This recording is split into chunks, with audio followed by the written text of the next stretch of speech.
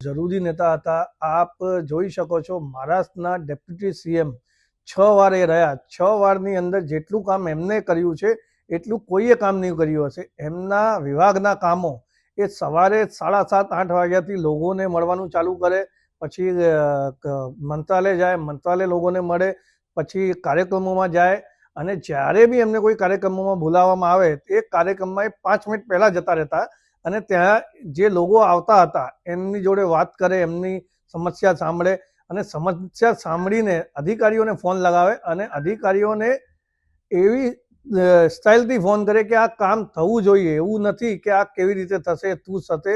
એમનું સૂચન એવું હતું કે આ કામ થવું જોઈએ, કેવી રીતે થશે એ તમારો મેટર છે। મારો કાર્યકર્તા, મારી પાસે જે જનતા આવી છે એ નિરાશ નહીં જવી જોઈએ, એવા માણસ હતા અજીતદાદા પવાર।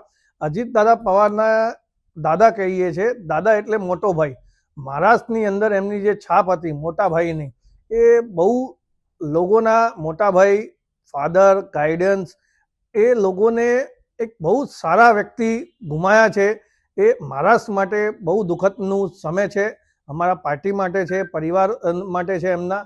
પર ભગવાનથી પ્રાર્થના કરીશ કે એમની આત્માને શાંતિ આપે, એમના પરિવારને, અને જે એમની જનતા છે એમને આ થી બહાર નીકળવાની શક્તિ આપે।